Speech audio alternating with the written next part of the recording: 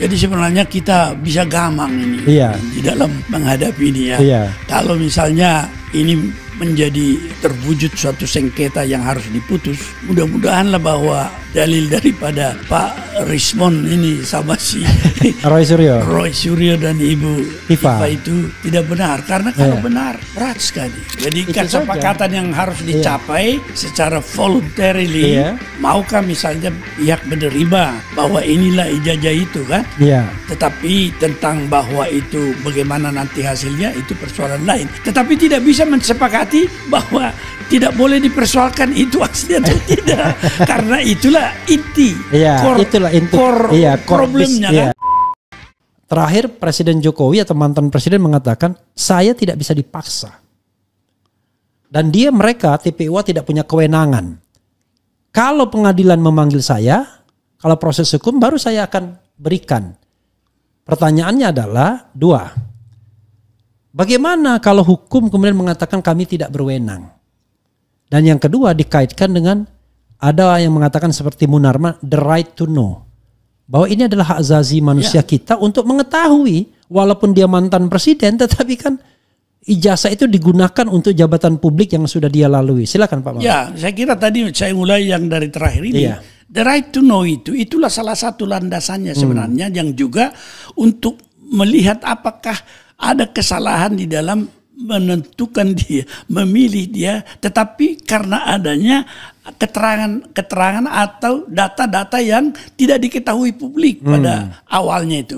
Oleh karena itu kalau ada sebenarnya seperti itu adalah pengeliruan yang terjadi, yang mungkin kalau kita lihat itu sebenarnya kalau di syarat-syarat seorang calon, apakah itu presiden, wali kota, DPR, pasal 169 itu, tentu syarat-syarat itu semua termasuk adalah ijazah kan. Nah kalau itu dilampaui atau tidak benar, tentu itu suatu masalah. Tetapi sebelum itu barangkali di mana kita melihat ini bahwa seorang ketika presiden, beberapa proses perkara yang diajukan ini sebenarnya pada waktu presiden masih menduduki jabatan sebagai presiden. Tentu saja dalam sistem presidensi seperti kita yang mengakui masa jabatan itu sebenarnya secara penuh 5 tahun dijamin, dan itu adalah suatu jaminan bahwa seorang presiden bisa melaksanakan tugasnya secara penuh tanpa satu gangguan apapun. Oleh karena itu meskipun tidak disebutkan bahwa dia memiliki suatu kekebalan tertentu, sebenarnya seorang presiden dalam masa jabatan itu tidak boleh diganggu gugat apakah itu masalah pidana atau perdata, kecuali menurut pasal 7A bahwa dia boleh diimpeach karena melakukan apakah itu korupsi, pengkhianatan, tindak pidana lain, kemudian ada faktor-faktor yang menyebabkan dia tidak layak lagi sebagai presiden, dan itu tentu harus melalui dulu suatu proses impeachment di DPR untuk mengetahui data-data itu, dan kemudian mekanismenya di DPR kan sangat berat itu. Kalau sudah ada angket atau interpelasi dan lain sebagainya, semacam penyidikan kalau di kepolisian ada kesimpulan dengan bukti-bukti, dia masih masuk lagi arena politik kan, bahwa keputusan harus ada dari DPR yang mencapai quorum 2/3 dari 2/3 anggota yang hadir. Ini tentu minimal, adalah suatu hal yang sulit.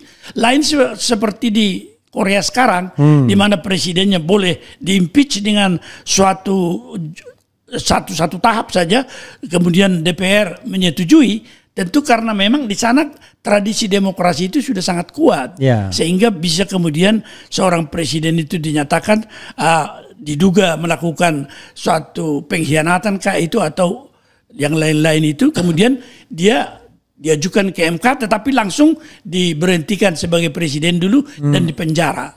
Nah ini yang barangkali di kita, kalau misalnya sudah ada tadi persidangan di pengadilan negeri, kalau seorang presiden yang masih menjabat, bahkan tidak menjabat pun, diajukan ke dalam suatu proses perdata atau TUN, bahkan pidana pun, kalau misalnya dari sudut pengaduan, laporan dan lain sebagainya, maka independensi lembaga-lembaga ini, terutama peradilan, Anda sudah tahulah kan bagaimana mereka sepertinya kalau dalam posisi terakhir kayaknya sudah benteng terakhir itu sudah rapuh betul, hancur lebur kan. Karena Zarub Rikar.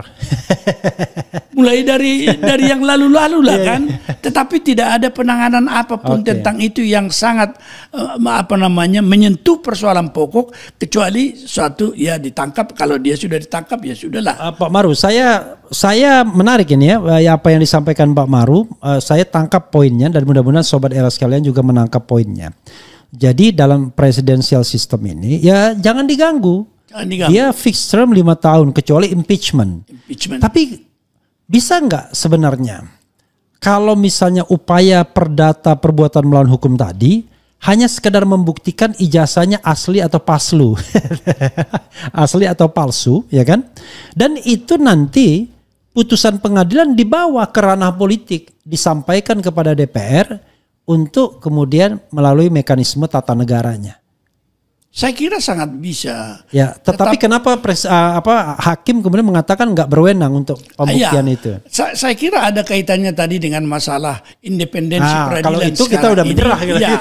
Independensi peradilan itu menghadapi tidak usah seorang presiden, seorang pejabat tinggi pun yang memiliki kekuasaan, apalagi memiliki kekuasaan penyidikan misalnya, itu sangat mengkhawatirkan mereka karena mungkin ya bolehlah dikatakan semua dia punya integritas itu sudah bisa terbuka secara lebar dan bisa dengan mudah diintervensi dengan suatu ungkapan apapun sehingga dia tidak mampu mempertahankan independensi yang menjadi syarat untuk dia bisa netral, imparsial.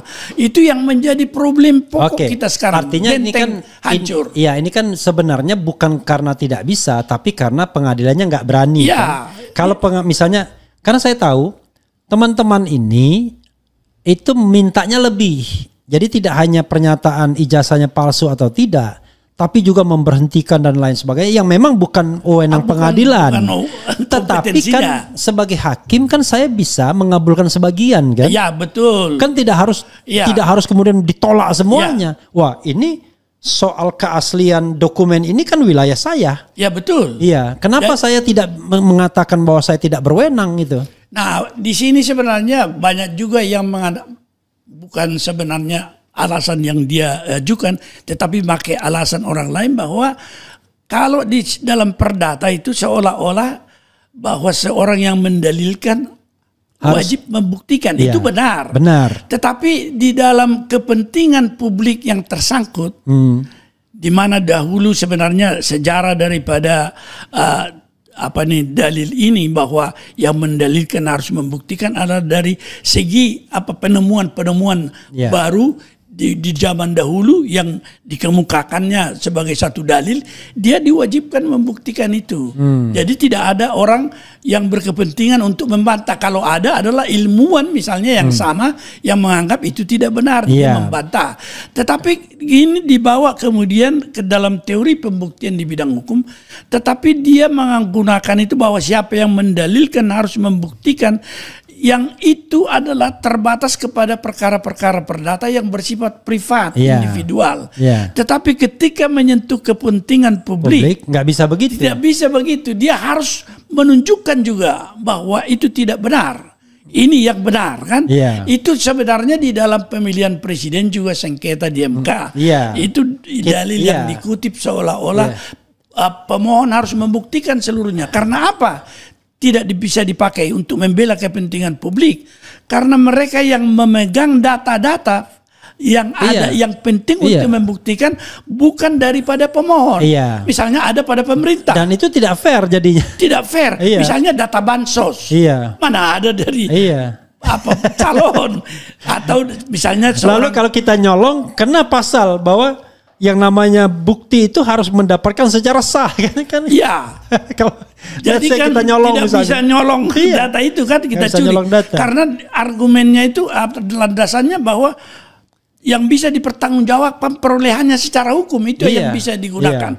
Oleh karena itulah MK dalam terakhir kan sudah menggeser sedikit. Sebenarnya di perdata pun ada itu untuk prinsip keadilan. Siapa yang menguasai data, dia bisa digeser beban pembuktian kepada dia. Di MK itu sudah dipakai. Tetapi masih di MK waktu yang lalu saya dengar masih dipergunakan betul bahwa dalil yang di zaman Masehi itu, zaman Plato, zaman Plato masih dipakai, tapi itu adalah dalil-dalil ilmu yang juga terbatas kepentingan publiknya waktu itu. Okay. Tetapi kalau dia menyangkut kepentingan publik seperti sekarang, di mana fact matters tadi itu, kebenaran itu penting untuk membebaskan kita dari masalah-masalah besar ini, maka bukan hanya yang mengajukan, yang membuktikan, tetapi lawan juga yang menguasai data. Yang menguasai data harus menyatakan buktinya. Pak Maru, kalau kita mengatakan ketika Presiden Jokowi masih berkuasa saja sebenarnya, hakim bisa membatasi diri hanya untuk soal dokumen boleh. Itu asli atau tidak. Jadi itu wewenangnya. Iya. Maka apalagi ketika tidak berkuasa seperti ini, tambah boleh harusnya. Seharusnya dari sudut apa tadi ada kemungkinannya kekangan terhadap independensi dan imparsialitas, ancamannya itu sudah lebih jauh lah. Maksud saya, kalau mereka mengatakan bahwa kami tidak berwenang, itu namanya tidak masuk akal. Tapi lebih baik hakim mengatakan kami diancam. Ya, kalau dia bilang tidak berwenang, siapa dong yang berwenang? Peradilan itu harus menerima, tidak bisa menolak. Apalagi kalau sekarang ini Pak Refli, periksalah data semua perkara di pengadilan. Barangkali itu angka NO itu tidak dapat diterima, itu sangat besar adalah alasan untuk mengelak. Iya, biasanya untuk buang badan. Itu hampir saya buat sekarang penelitian dulu. Dari misalnya 30.000 perkara yang masuk dan diputus Mahkamah Agung itu, berapa yang itu adalah satu perkara yang di pengadilan negeri dan pengadilan tinggi atau tingkat pertama dan tingkat banding dinyatakan NO, ditolak verklaar. Oke, nah ada satu soal lagi. Sekarang kita berharap di proses perdata dan proses pidananya. Kalau perdata kan sudah ada yang namanya gugatan perbuatan melawan hukum di PN Surakarta, diajukan oleh Dr. Taufik, seorang ahli pidana. Sekarang nanti tanggal 30 nanti tahapnya mediasi. Kata mediatornya yang kebetulan diangkat dari pihak non pengadilan, dia mengatakan kita pengennya win-win solution. Saya mengatakan win-win solution itu kalau masalah utang piutang, masalah antar pribadi bisa. Tapi kalau aspeknya ada publik begini, win-win solusinya di mana? Oh, tidak ada. Jadi itu agak keliru kalau di dalam soal ganti rugi mengenai jumlah, mengenai tingkat pertanggungjawaban di dalam soal pribadi, itu adalah sesuatu yang mungkin win-win solution. Sepakatilah berapa Anda mau bayar saya, sudahlah. Atau dia dalam utang piutang, gue nggak sanggup lagi men. Berapa tinggal ini untuk itu segini. Atau sisanya saya cicil. Sisanya dicicil. Jadi itu win-win solution itu tidak ada di dalam masalah publik.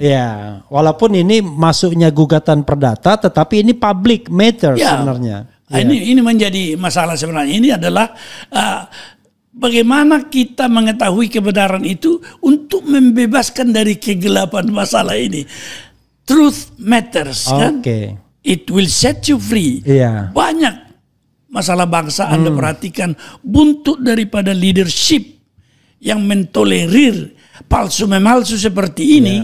Itu Anda tentu akan melihat di kita lihat multiplier effect-nya kan? Nanti anak-anak kecil bilang seperti ungkapan, loh ini ijazah saya ini kalau asli gubernur saya. Kalau asli gubernur, kalau tidak asli ya bupati, wali. Atau ada orang bilang, ini kata yang jual asli. Ini aja bercanda. Tapi yang jadi masalah adalah berarti mediasi itu hanya satu saja. Yaitu apakah pihak Jokowi dan pihak tergugat lainnya mau menunjukkan datanya atau tidak. Kan begitu kan? Saya kira itu. Jadi kesepakatan yang harus dicapai secara voluntarily. Maukah misalnya pihak menerima bahwa inilah ijazah itu kan? Tetapi tentang bahwa itu bagaimana nanti hasilnya itu persoalan lain. Tetapi tidak bisa mensepakati bahwa tidak boleh dipersoalkan itu asli atau tidak. Karena itulah inti. Core problemnya kan. Oke, jadi mudah-mudahan nanti kita memberikan, katakanlah ini didengar Hakim Pengadilan Negeri Surakarta. Bro Hakim, kita bilang, jangan Anda buang badan lagi ya. minimal untuk penggunaan dokumen yang dipalsukan atau membuat palsu dan lain sebagainya, Anda memiliki kewenangan mutlak di sana. Jangan bilang bahwa Anda tidak berwenang. Kecuali tadi ada tambahan-tambahan ganti rugi 7.000 triliun dan lain sebagainya. Ya barangkali itu ya. Kita tahu lah itu nggak mungkin lah ya kan. Atau misalnya macam-macam. Tapi paling tidak menentukan bahwa itu asli atau tidak itu sepenuhnya di bawah kontrol Anda. Soal konsekuensinya kan bisa nanti tata negara bekerja kan. Ya. Nanti mungkin ada keputusan DPR lah, ada undang-undang lah atau apa dan lain sebagainya. Oke, itu ranah perdata. Ada lagi Pak Maru, mau Pak Maru jelaskan soal ranah perdata sebelum saya masuk ranah pidana yang kemudian dipakai sebagai fight back gini. Selesaikan dulu ranah perdatanya. Ada tambahan tidak? Ya, saya kira kalau misalnya di ranah perdata itu suatu kesepakatan itu yang menimbulkan perikatan itu bisa batal. Jikalau misalnya suatu kesepakatan itu atau perikatan itu lahir karena adanya 3 itu. Kalau mahasiswa hukum sangat ingat itu bidang perdata. Duang, dipaksa kan, dwaling, ya kan, kekeliruan, ya kan. Tapi yang ketiga bedroh, tipu daya. Nah 3 ini kalau kita mengatakan ada suatu dalil yang bisa terbukti bahwa dasar keikutsertaan seseorang itu untuk menjabat itu atau mendapat apa yang dikatakan perikatan dengan suatu prestasi dengan kontraprestasi dari pihak-pihak yang ada, ini bisa batal kalau bisa terbukti bahwa apa yang menjadi persoalan di dalam topik yang kita bicarakan itu bahwa dia adalah suatu tipu daya. Misalnya saya ikut syarat kontestasi, ya kan? Syaratnya antara lain bahwa saya penduduk di daerah ini misalnya, tapi saya buat tidak benar itu sebenarnya kan. Ya, kan banyak itu di dalam pemilu yang kita periksa di masa lalu juga bagaimana dikerahkan dari kampung lain yang beda wilayah hukumnya masuk untuk memilih di situ. Nah itu merupakan suatu bedroh yang dikatakan itu dia menyebabkan suatu perikatan yang muncul dengan hak-hak itu dengan sendirinya akan batal demi hukum. Tetapi memang kalau melihat dalam jabatan presiden atau pemerintahan itu dia harus kita lihat dari sudut hukum publik. Hukum publik itu dari sudut hukum tata negara maupun hukum tata usaha negara. Saya kira juga di dalam memenuhi atau membuat suatu keputusan tun dalam suatu proses administrasi negara dalam pemerintahan juga bahwa satu keputusan yang dilahirkan itu bisa batal karena tanpa wewenang atau karena ada keliruan atau karena ada paksaan dan lain sebagainya itu akan menyebabkan apa yang disebutkan contrarius actus. Siapa yang mengeluarkan putusan bisa dia memutuskan itu kembali batal kan? Tetapi bisa melalui pengadilan. Oke, Pak Maru, tapi memang nanti besar sekali ya konsekuensinya. Saya membayangkan sesuatu yang sifatnya ke depan ya. Atau sesuatu yang sudah di belakang. Barangkali kalau sesuatu yang di belakang kita harus banyak berdiskusi secara lebih detail ya. Perbuatan-perbuatan mana saja yang batal atau perlu dibatalkan misalnya kalau ada pernyataan batal. Tapi yang kedepannya itu kan ada beberapa hal kan yang bisa dibatalkan. Misalnya pensiun kan ke depan itu. Kemudian jatah rumah yang harus dibangunkan, hak-haknya lah. Hak-hak dia itu kan ke depan. Ke depan juga adalah catatan sejarah yang paling gampang bahwa saya adalah the President of Republic of Indonesia. Kalau seandainya misalnya anak cucu kemudian di stop, ini presiden yang dicoret, presiden yang tidak diakui, kan masih dampaknya masih ke depan kan? Masih banyak itu ke depan. Nah menurut Pak Maru ya, seandainya nanti tiba-tiba benar ijazah mantan Presiden Jokowi ini katakanlah tidak benar, maka kan secara teoritis sesungguhnya dia tidak memenuhi syarat sebagai gubernur, sebelumnya wali kota dan presiden tentunya. Kira-kira hal-hal apa saja yang kemudian menjadi dampak ikutannya sehingga ada kepastian hukumnya.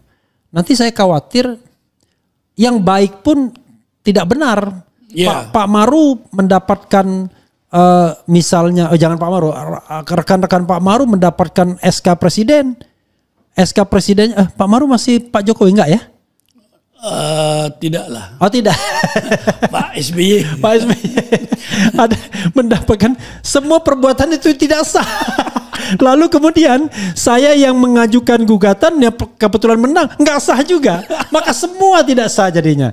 Kan karena itu kan ada reasonable, rasionalitas, hal-hal apa saja yang kira-kira punya dampak hukum, baik dia regresif, retroaktif maupun yang prospektif. Silakan Pak Maru. Iya. Tapi kalau memang ini besar sekali ya mungkin kita 1, 2, 3 contoh aja. Jadi sebenarnya kita bisa gamang ini di dalam menghadapi ini ya. Iya. Kalau misalnya ini menjadi terwujud suatu sengketa yang harus diputus. Mudah-mudahanlah bahwa dalil daripada Pak Rismon ini sama siapa namanya Roy Suryo dan Ibu Tifa itu tidak benar, karena kalau benar berat sekali. Kalau kita bisa bandingkan seperti ini, suatu keadaan yang timbul dari suatu tipu daya, atau kalau kita lihat di tun itu ada kepalsuan dan lain sebagainya, itu bisa menjadi akibatnya yang disebutkan ada 2 kategori. Dia bisa nitik ya. Kalau bila dibilang void ab initio. Sejak awal semua batal apa yang dilakukan itu dahsyat kan. Tetapi tentu ada putusan MK pernah begitu mengenai soal penghitungan tahap 3 dan tahap 4. Karena kalau tidak dimulai dari undang-undang itu diundangkan, maka tidak ada gunanya itu putusan MK itu kan. Karena memang dikatakan itu juga di dalam soal pidana. Kalau dia sudah dinyatakan melanggar konstitusi, bertentangan dengan konstitusi, dampaknya itu sejak awal semua juga yang dihukum dengan pasal itu tidak bisa. Iya, harusnya dibebaskan. Harusnya dibebaskan, tapi dahsyat.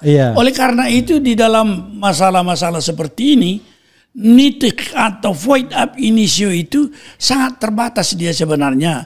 Tergantung juga beberapa keadaan di mana dia kemudian bergeser. Apa yang dikatakan bahwa beberapa hal atau dampak akibat itu bisa dibatalkan yang disebutkan vernietigbaar. Itu kalau bahasa Belandanya seperti itu. Vernietigbaar itu seperti misalnya hal-hal yang dikatakan tadi.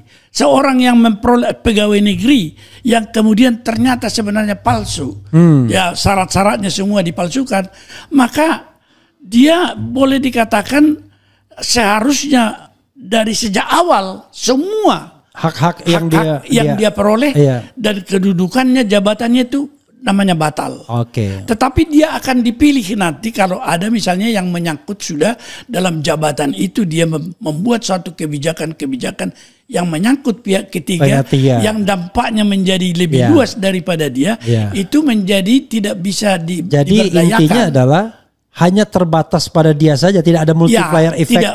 Tidak boleh berakibat kepada orang lain, yang apalagi yang beritikat baik, yang tidak ada masalah. Jadi oleh karena itu apa yang bisa terjadi kepada seseorang yang ternyata melakukan hal seperti ini, ya tentu misalnya dalam hubungan timbal balik seorang pejabat, katakanlah pegawai negeri dengan negara, yang pegawai negeri harus melakukan tugasnya sesuai dengan tupoksinya, tapi negara kemudian memberikan gaji, pendapatan yang lain, fasilitas yang lain, itu secara timbal balik kalau ini memang ternyata tidak sah, maka inilah bagian-bagian yang juga menjadi batal demi hukum. Pendapatan dia kah? Itu harus kembali karena itu bukan hak dia, kira-kira begitu. Gaji kah?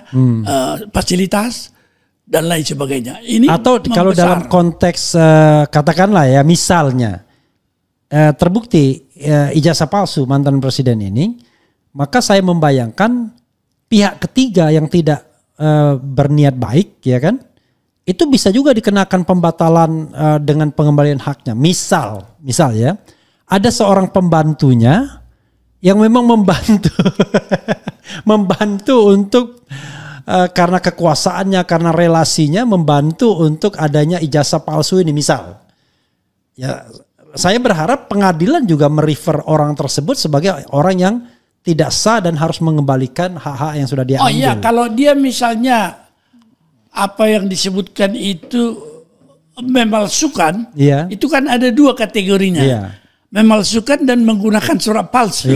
Jadi bisa dua pihak yang berbeda. Bisa juga kadang-kadang dia memalsukan, dia menggunakan. Tapi di dalam kategori seperti ini, tentu kalau memang ini ternyata kategorinya bisa menjadi sesuatu surat yang tidak sah, maka yang membantu juga dia akan terdampak oleh hal-hal seperti itu. Tetapi kategorinya tentu harus dinyatakan dulu dia bahwa dia dulu yang membuat surat itu. Jadi pasal 263 itu ada ayat 123 yang membuat dan menggunakan. Nanti lalu dengan ini kita akan masuk aspek pidananya. Nah, kan karena aspek pidana yang kemudian bisa memutuskan itu kan, siapa yang bersalah. Oke, Pak Marum, kalau kita bicara aspek pidana kan ada dua. Pertama, pengaduan dari pihak masyarakat, tentu ini bukan delik aduan sesungguhnya.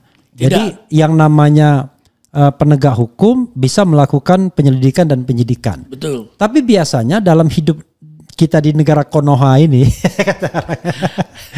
kalau nggak diadukan, nggak akan bergerak itu barang, ya kan? Kecuali tadi ada pesanan penguasa atau kekuasaan. Nah sekarang teman-teman yang eager pengen tahu soal ijazah asli ini, ijazah lah, itu merasa pesimis untuk membuat LP. Kemarin saya interview dengan Rizal Fadila. Kalau kita bikin LP, laporan polisi, nggak akan diterima. Tapi kalau pihak sono cepat sekali diterimanya katanya. Maka kita hanya bicara, kita masukkan ke Dumas saja pengaduan masyarakat. Kalau pengaduan kan diterima saja. Jadi mereka sudah menyampaikan belasan bukti soal ijazah ini ke pengaduan masyarakat Bareskrim Mabes Polri. Sebenarnya kan kalau mau selesai dari aspek pidananya pemalsuan dokumen, kan Mabes Polri atau Bareskrim sudah bisa melakukan proses penyelidikan dan penyidikan. Apalagi ini kan barang mudah sesungguhnya. Bukan barang yang sulit, bukan mencari jarum di jerami kan. Betul. Tapi di sisi lain adalah mereka ini diadukan juga. Nah, untuk mereka diadukan juga, nanti kita skip dulu. Saya mau tanya soal aspek pidana yang sebenarnya kan wajar-wajar saja. Kalau warga negara mengadukan, entah itu mau Dumas atau melalui LP, mengenai peristiwa pidana ini. Yang diduga pidana ini kan tidak hanya aspek perdata saja, tapi juga ada aspek pidananya. Dan apalagi tidak lagi pakai article of impeachment, kecuali dia presiden. Nah pertanyaan saya, apa yang menghalangi secara teoritis bukan secara faktual penegak hukum untuk tidak menindaklanjuti ini? Padahal ini bukan delik aduan. Silakan Pak Marum. Ya, barangkali kita bisa melihat juga dalam struktur bernegara kita mengetahui kan bahwa Kapolri itu adalah bawahan langsung daripada seorang presiden sampai juga misalnya Jaksa Agung. Tetapi sebenarnya di dalam sistem negara hukum mereka memiliki independensi sendiri untuk melakukan penyelidikan, penyidikan dan kemudian penuntutan. Hanya saja di dalam sistem negara hukum kita agak berbeda dengan di Australia. Penuntut umum di sana dikatakan dia adalah independen, tetapi independensinya itu diatur lagi dalam ketentuan-ketentuan peraturan perundang-undangan. Apa yang dimaksud dengan independensi, seperti apa bentuknya dalam hubungan dengan seorang atasan. Misalnya seorang atasan tidak boleh mendikte ini jangan kau sidik atau ini sidik, tidak. Tetapi dia harus mendukung. Kalau ada laporan, itu menjadi kewajiban daripada penyidik melakukan mulai penyelidikan sampai penyidikan dan sampai dia misalnya menyampaikan kepada penuntut. Dan penuntut umum juga melakukan itu. Dan seorang presiden tidak boleh mengatakan hentikan itu. Itulah makna independensi juga lembaga-lembaga, tetapi dia memang bertanggung jawab. Kapolri bertanggung jawab kepada presiden, Jaksa Agung bertanggung jawab kepada presiden. Tapi secara kelembagaan dalam tugas hukum dia adalah independen. Nah inilah yang sepanjang sulit. Dia melakukannya dengan cara benar dan dengan profesional, cara yang konstitusional, yang benar, yang konstitusional, legal. Dan di sini yang sulit barangkali ini karakteristik juga negara-negara berkembang barangkali, di mana kita keterhubungan kita, rasa terima kasih karena kita diangkat misalnya atau dipilih dari beberapa calon-calon, itu menyebabkan juga secara kelembagaan terpengaruh di dalam independensi itu, sehingga dia tidak bisa memisahkan apakah ini merupakan suatu tugas yang harus dipikul atau dia harus memiliki suatu hubungan yang katakanlah sifatnya kekeluargaan seperti itu, dia wajib melakukan itu. Dan kita sebenarnya jaranglah di negara berkembang orang berani kehilangan jabatan untuk mempertahankan prinsip-prinsip konstitusi, meskipun sudah bersumpah begini akan menjalankan Undang-Undang Dasar 45 dan undang-undang serta peraturan perundang-undangan yang seluruh-seluruhnya di dalam praktek. Itu Anda perhatikan. Tidak hanya berbilang hari, berapa jam kemudian sudah dilanggar. Ya, karena itu harus sebenarnya dipahamkan dan barangkali seorang presiden dan kepala negara yang bisa mengatakan itu. Your loyalty is not to me, but to the constitution, kan? Jadi dia konstitusi itulah ukurannya sebenarnya secara simbolik barangkali. Pak Jimli yang suka mengotak-atik ini bahwa pemimpin kita sebenarnya konstitusi itu sendiri kan, dan simbolik tentunya yang harus bisa dipersonifikasi oleh seorang presiden ketika dia juga sudah bersumpah. Itu kalau dia tidak bengkok. Ya itulah artinya seluruhnya, dan itulah problem negara berkembang barangkali yang menjadi juga suatu pembelajaran apa yang dimaksud konstitusionalisme itu, dan bagi pejabat-pejabat tinggilah yang pertama-tama sebenarnya pembelajaran ini harus ditekankan. Jadi yang harus belajar Pancasila dan Undang-Undang Dasar itu adalah para pejabat, bukan rakyat. Bukan rakyat. Jadi kalau enggak, makanya saya menentang dulu yang Badan Pembinaan Ideologi Pancasila, karena dia berpretensi bahwa rakyat ini perlu dibina. Enggak, pejabat dulu yang dibina. Kalau itu saya setuju. Karena kalau kita baca pembukaan kan, kemudian daripada itu untuk membentuk pemerintah negara Indonesia yang melindungi segenap bangsa, maka disusun kemerdekaan dan undang-undang yang tersusun yang berdasarkan pada ketuhanan. Jadi pemerintah dulu sebenarnya. Iya, sebenarnya iya, karena apalagi di negara berkembang kan. Keteladanan itu adalah datang dari para pemimpin yang sudah tercerahkan. Oke. Karena itu saya ingin mengatakan, kalau misalnya pihak penegak hukum, kepolisian mengatakan kami tidak berwenang, itu keliru, ya kan? Kami tidak mendapatkan laporan, itu keliru juga, karena ini bukan delik aduan. Apalagi sudah ada pengaduan masyarakat walaupun bukan LP. Maka lebih baik mungkin petinggi kepolisian mengatakan kami tidak berani, lebih jujur aja kan? Itu yang berat, berat. Tetapi dari segi apa yang dikatakan informasi, justru itulah mereka memiliki juga intel kan, intel untuk mengetahui informasi di rakyat di mana ada tindak pidana dan yang bukan delik aduan, dia tanpa laporan itu sudah bisa mengetahui adanya dan melakukan. Yang susahnya adalah nanti pada segmen berikutnya ini saya ingin mengatakan, ya, yang akan diintelin tuh orang kayak kita. Yang membahas secara ilmiah, secara akademik, ya mudah-mudahan begitu kan. Bukan orang yang kemudian diduga melakukan tindak pidana. Oke.